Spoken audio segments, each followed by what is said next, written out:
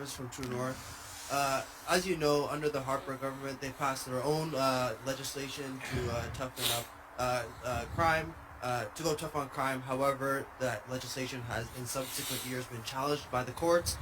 They've been stricken down under Section 7 of the Charter of Rights and Freedoms and also Section 12. So what will your government do differently to ensure that your tough on crime legislation doesn't get struck down by the courts? Good My question. legislation is charter-proof and constitutionally sound. It's not the courts that have turned loose criminals and allowed this crime wave. It's Justin Trudeau.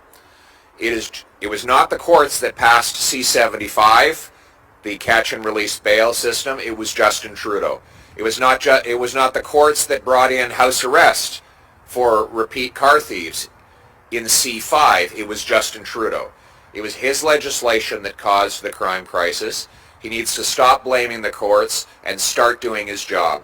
It was not the courts that caused our national police force, which is responsible for fighting organized crime, to fail in its job. That was Justin Trudeau's mismanagement of the force. And it was not the courts that have allowed our ports to become parking lots for stolen cars. Those ports are not run by judges. They are run by the federal government. A common sense conservative government will fix the criminal code to put the criminals in jail. We will reform the RCMP to stop organized crime, and we will secure our ports to keep the illegal drugs and guns out and our cars in the country. It's common sense. That's all more than reasonable. It sounds very simple, and it should be very simple. Trudeau increased the size of the federal government by 33%, but not in any category in which it benefits any of us. Clearly, nothing runs faster. Nowhere you go is the government service any better, at least that I've dealt with, and anybody that I know has dealt with, which means it's not better for anybody that I've known in the last 5 years. We do need these ports tightened up. Obviously, our cars can't get flipped and stolen.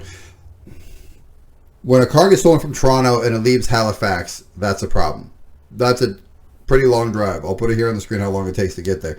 Now, I know it's on a train. If I could find the time for a commuter train, I'll put it there. How the hell is the car going from the house to a parking lot to a freight car? Like, who's allowing it on the freight? From the freight car to the yard, from the yard to the boat, and no one's checking any of this. Right, like, I understand it might not say it is what it is, but how is it getting on the first freight? That's where you need to start. That's clearly where the chink in the armor is. Thank you. Next question. Hi, Graham Frisk from the Brampton Guardian. Mr. Poilievre, I wanted to ask you about a different issue that's happening in Brampton recently.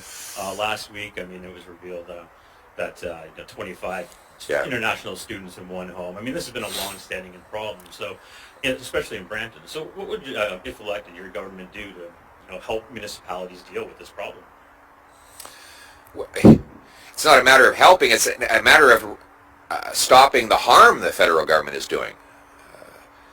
Justin Trudeau caused this chaos. He's the one that allowed total chaos and corruption in our student visa program. By his minister's own admission, the Trudeau government has granted hundreds of thousands of student visas for young people to go to fake colleges and universities that the Liberals now call puppy mills. Why is it that Trudeau allowed hundreds of thousands of kids to come here under the false pretense of studying at schools that really don't exist? Why is it that he allowed them to come here when they have no housing? Why is it that he allowed them to be ripped off by shady consultants? The answer is because Justin Trudeau is incompetent and he's not worth the cost or the chaos. Look, that pretty much sums up everything about Trudeau. Like Pierre just said, he's incompetent. How do you fudge up everything this bad except for weed, and you don't smoke weed? A common sense conservative government will reverse Trudeau's student visa mess by requiring everyone who comes as a student have housing, that they have a certificate to study at a real educational institution, We will crack down on fake colleges and on crooked consultants, and we will restore what was a perfectly functioning and highly successful student program for people from all around the world. That's common sense. Now let's bring it home. Thank you. Next question. Hi, Brian Weatherhead from CTV News. I love your slogan, jail not bail, but then I assume you must want to abolish the presumption of innocence in Canada. Everybody knows you never go full retard. No, because the people that... What the hell kind of question is that? That's a Scotchy question. I love your slogan, jail not bail, so that must mean you're removing the presumption of innocence in Canada. If you've been arrested, like, this isn't the 1850s, the 1910s. It's usually somebody seen you do something on a camera, surveillance. Like, the odd time it's just eyewitnesses. But let's face it, there's cameras everywhere looking at everybody all the time. You can't be presumed innocent when you're on bail for the third time. You can't be presumed innocent when you have a record as long as my arm. You can't be presumed innocent when you're caught breaking a crime. Yes, the assumption of innocence can be given to a person, but it has to be given to a person where it's reasonable to give it to them. It doesn't matter color, creed, age, gender, background, economic situation, whatever. Are you a person who's in a societal standing, i.e. you don't have a record, you have a small record, you haven't done anything wrong in a long time, this doesn't fit your MO, where we can presume you're innocent. But you can't apply that to everybody. I used to be a criminal, I know this. For whom I'm going to apply jail and not bail are people who've been convicted sometimes on dozens of occasions prior to their most recent arrest. Let me give you proof. In Vancouver, they had to arrest the same 40 offenders 6,000 times in 1 year. That means in some cases, not in some cases, on average, an offender would have been arrested 150 times a year. Many of them would have had 100 arrests, and they're newly arrested for a serious violent offense and literally released within hours. The principle of bail is that if someone is arrested for the first or second time, or perhaps have never been convicted of anything, that the presumption of innocence allows them to be free till they await trial. That does not apply to someone who's already been convicted 60, 70, 80 times, and through their prior convictions have proven to be a danger to society.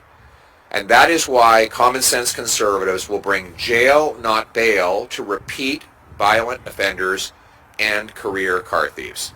Thank you. Thank you. Next question. Jerome from Omni News. An internal email obtained by the Globe and Mail shows your party has advised MPs not to comment publicly on Alberta's new transgender health and education policies. Why are you telling MPs not to comment on this? And can you please tell us your opinion on your party's position on increasing restrictions on transgender youth? Sorry, what's that? What was the last part of your question? Why are you telling MPs not to comment on this? And can you please tell us your opinion on your party's position on increasing restrictions on transgender youth? What does it have to do with crime? He's bringing up Alberta and Daniel Smith and the transgender non-issue over there, where they're applying reasonable age limits to things that will permanently change your body, your brain, for the rest of your life.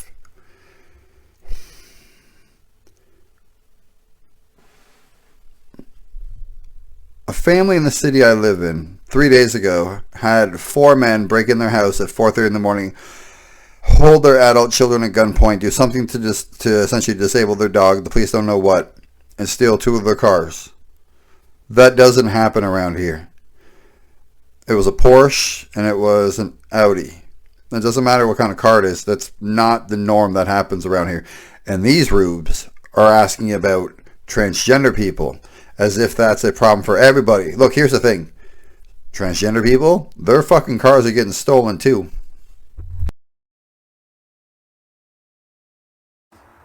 Okay, well, your question contains falsehoods.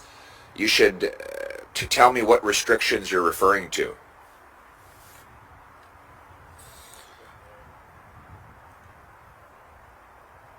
That's the question they gave me. That's the question they gave you. Who gave you that question? That's from my office, from my desk. Which desk is that? It's from Omni News. Okay. This is the problem. Justin Trudeau and the media have been spreading disinformation to distract from his doubling of housing costs, his quadrupling of the carbon tax, the crime wave that he's unleashed across the country. And they're doing that by spreading disinformation on this and other issues. Justin Trudeau does not want to defend his appalling record of sending 2 million people to food banks. And so he's spreading disinformation on this subject with the help of the media, who want to cover up for his failures. Our approach is to focus on our common sense plan, to axe the tax, build the homes, fix the budget, and stop the crime. Thank you. This will be the final question.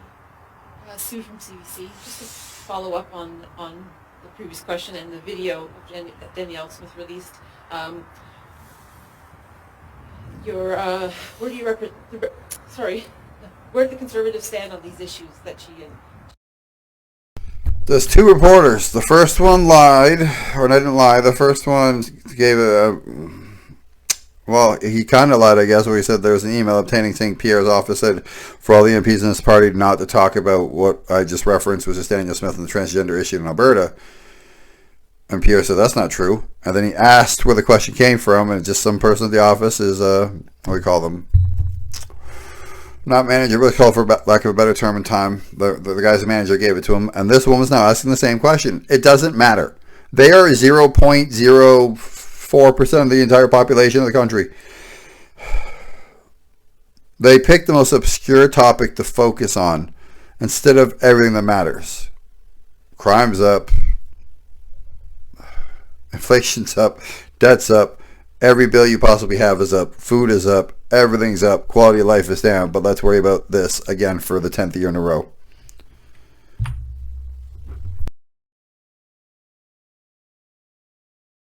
talked about in the video? Oh, we stand for common sense, like on everything else. Our approach is to axe the tax, build the homes, fix the budget, and stop the crime. And we extend that same, we extend common sense to all issues. Now, Justin Trudeau wants to use this as a wedge issue. He's now trying to distract from doubling housing costs, quadrupling the carbon tax, unleashing crime and chaos in our communities, forcing 2 million people to the food bank.